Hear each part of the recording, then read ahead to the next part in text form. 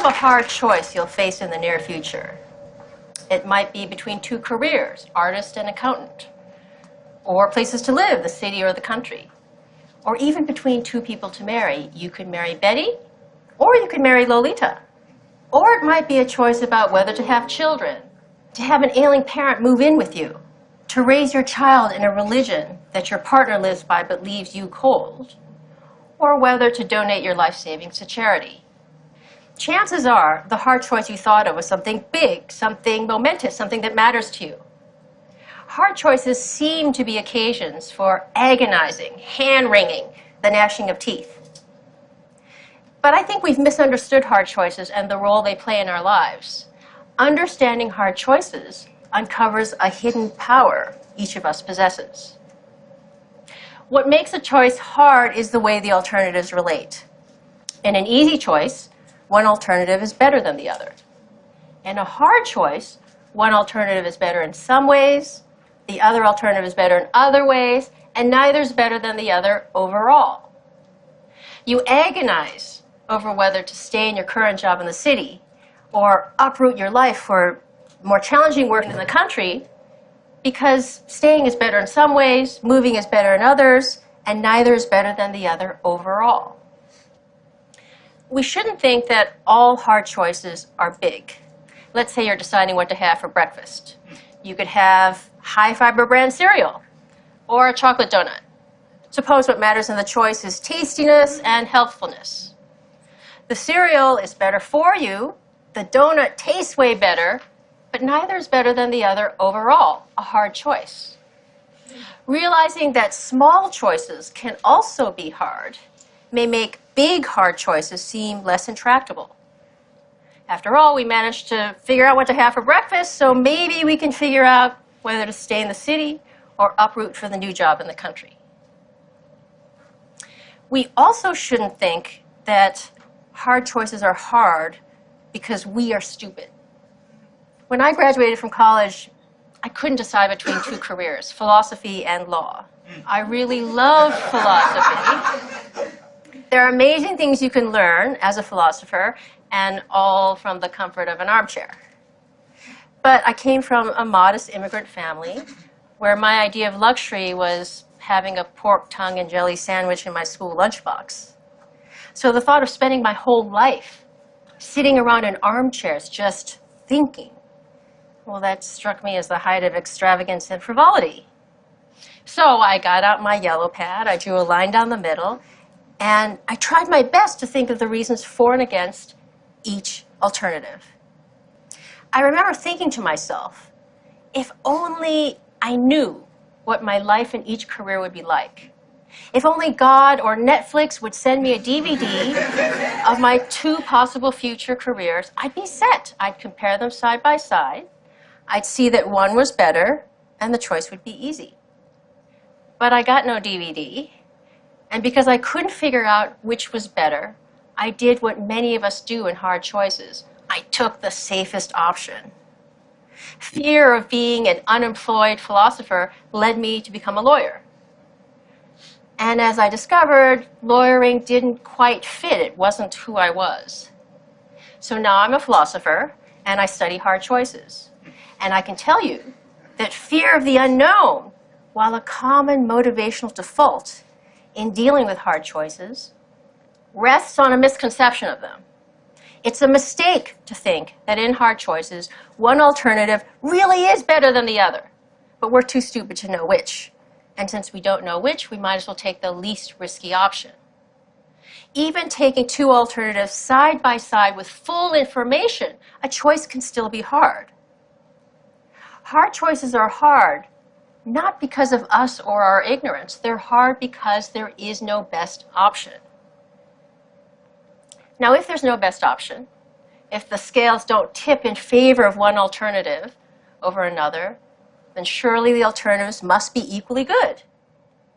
So maybe the right thing to say in hard choices is that they're between equally good options. But that can't be right. If alternatives are equally good, you should just flip a coin between them. And it seems a mistake to think, here's how you should decide between careers, places to live, people to marry, flip a coin. There's another reason for thinking that hard choices aren't choices between equally good options. Suppose you have a choice between two jobs. You could be an investment banker or a graphic artist. There are a variety of things that matter in such a choice, like the excitement of the work, achieving financial security, having time to raise a family, and so on. Maybe the artist career puts you on the cutting edge of new forms of pictorial expression. Maybe the banking career puts you on the cutting edge of new forms of financial manipulation. Imagine the two jobs however you like, so that neither is better than the other. Now suppose we improve one of them a bit. Suppose the bank wooing you adds $500 a month to your salary. Does the extra money now make the banking job better than the artist one? Not necessarily. A higher salary makes the banking job better than it was before, but it might not be enough to make being a banker better than being an artist. But if an improvement in one of the jobs doesn't make it better than the other, then the two original jobs could not have been equally good. If you start with two things that are equally good and you improve one of them, it now must be better than the other. That's not the case with options and hard choices. So now we've got a puzzle. We've got two jobs. Neither is better than the other, nor are they equally good. So how are we supposed to choose? Something seems to have gone wrong here. Maybe the choice itself is problematic and comparison is impossible. But that can't be right. It's not like we're trying to choose between two things that can't be compared. We're weighing the merits of two jobs, after all, not the merits of the number 9 and a plate of fried eggs. A comparison of the overall merits of two jobs is something we can make, and one we often do make. I think the puzzle arises because of an unreflective assumption we make about value. We unwittingly assume that values, like justice, beauty, kindness, are akin to scientific quantities like length, mass, and weight. Take any comparative question not involving value, such as which of two suitcases is heavier? There are only 3 possibilities. The weight of one is greater, lesser, or equal to the weight of the other. Properties like weight can be represented by real numbers, 1, 2, 3, and so on. And there are only 3 possible comparisons between any 2 real numbers. One number is greater, lesser, or equal to the other. Not so with values. As post-Enlightenment creatures, we tend to assume that scientific thinking holds the key to everything of importance in our world. But the world of value is different from the world of science. The stuff of the one world can be quantified by real numbers. The stuff of the other world can't. We shouldn't assume that the world of is, of lengths and weights, has the same structure as the world of ought, of what we should do. So if what matters to us, a child's delight, the love you have for your partner, can't be represented by real numbers, then there's no reason to believe that in choice there are only 3 possibilities, that one alternative is better, worse, or equal to the other. We need to introduce a new 4th relation beyond being better, worse, or equal that describes what's going on in hard choices. I like to say that the alternatives are on a par. When alternatives are on a par, it may matter very much which you choose, but one alternative isn't better than the other. Rather, the alternatives are in the same neighborhood of value, in the same league of value, while at the same time being very different in kind of value. That's why the choice is hard. Understanding hard choices in this way uncovers something about ourselves we didn't know.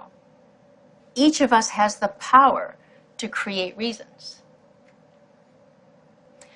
Imagine a world in which every choice you face is an easy choice. That is, there's always a best alternative.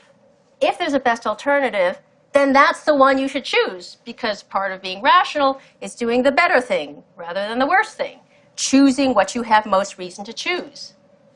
In such a world, we'd have most reason to wear black socks instead of pink socks, to eat cereal instead of donuts, to live in the city rather than the country, to marry Betty instead of Lolita. A world full of only easy choices would enslave us to reasons. When you think about it, it's nuts to believe that the reasons given to you dictated that you had most reason to pursue the exact hobbies you do, to live in the exact house you do, to work at the exact job you do. Instead, you faced alternatives that were on a par, hard choices, and you made reasons for yourself to choose that hobby, that house, and that job. When alternatives are on a par, the reasons given to us, the ones that determine whether we're making a mistake, are silent as to what to do.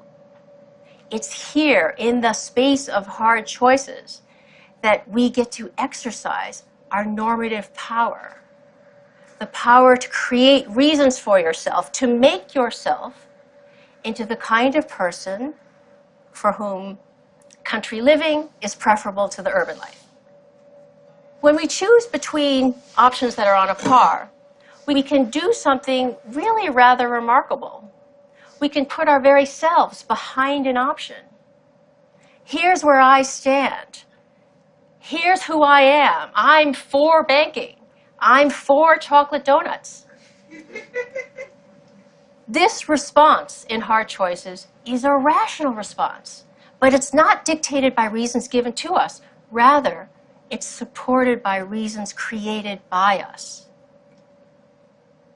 When we create reasons for ourselves to become this kind of person rather than that, we wholeheartedly become the people that we are. We might say that we become the authors of our own lives.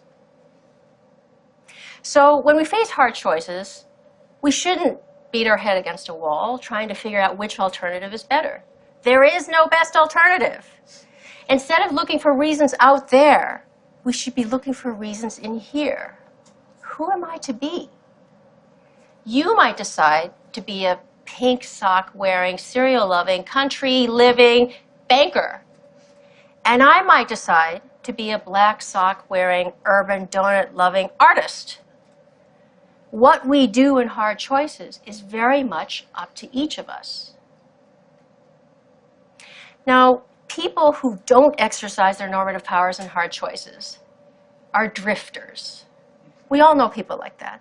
I drifted into being a lawyer. I didn't put my agency behind lawyering. I wasn't for lawyering. Drifters allow the world to write the story of their lives. They let mechanisms of reward and punishment, pats on the head, fear, the easiness of an option, to determine what they do. So the lesson of hard choices: reflect on what you can put your agency behind, on what you can be for, and through hard choices, become that person. Far from being sources of agony and dread, hard choices are precious opportunities for us to celebrate what is special about the human condition, that the reasons that govern our choices as correct or incorrect sometimes run out. And it is here, in the space of hard choices, that we have the power to create reasons for ourselves to become the distinctive people that we are. And that's why hard choices are not a curse, but a godsend. Thank you.